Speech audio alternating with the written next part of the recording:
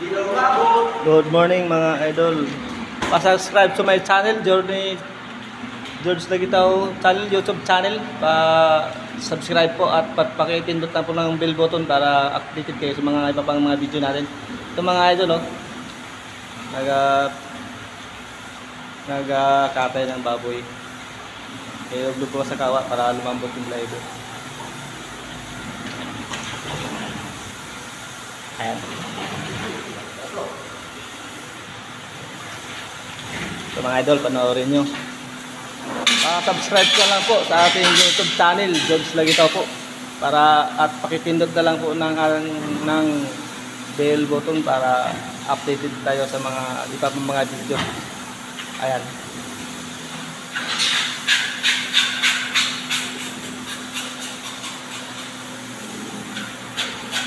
Ayan mga idol.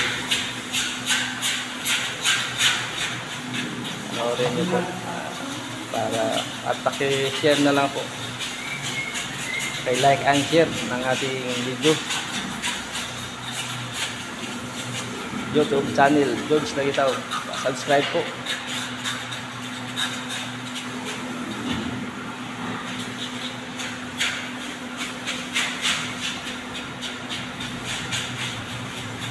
Ayan, panoorin niyo po mga idol.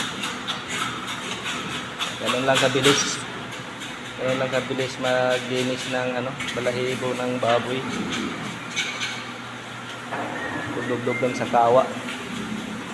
Tapos akalisan. Kutsilyo na matalas ang ginagamit.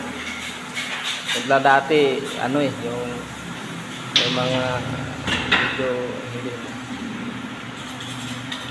iba, kutsara. Lalo na sa probinsya noon, kutsara. So ngayon, ito, parang blade yung mga kutsilyo na yung matalas talaga. Para sugatan pa yung balad dahil sa talas ng kutsilyo. Para simot talaga yung mga balahibo, kaya para malinis talaga.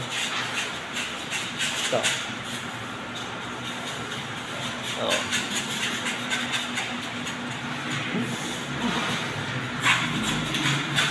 ayan mga idol.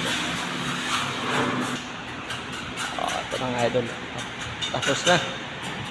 Bibiyakin na yan mamaya.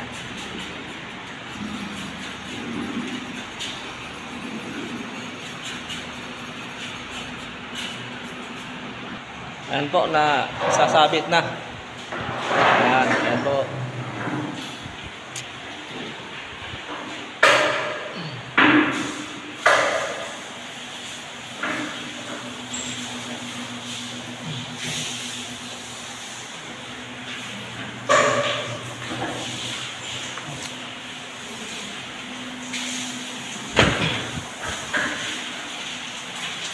Ayan po, inuhugasan na din.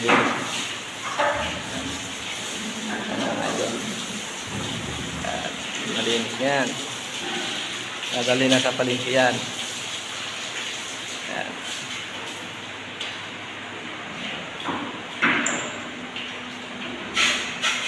Kahit na lang, linis na lang. Sisimutin na lang yung mga tira-tirang mga balahibo. Para malinis talaga. Pag sa palengke, malinis na. I-chop na lang yan doon, tapos bibinta. Ayan, para pagdating sa palengke, wala na ibang gagawin yung mga tindira doon. Chop na lang nila, tapos bibinta. Malinis na yan. Tapos tulak na doon hanggang dulo. Sa ayan, tulak na yan din. Yan ang tatak para legit yung para tatak na yan. Ayan.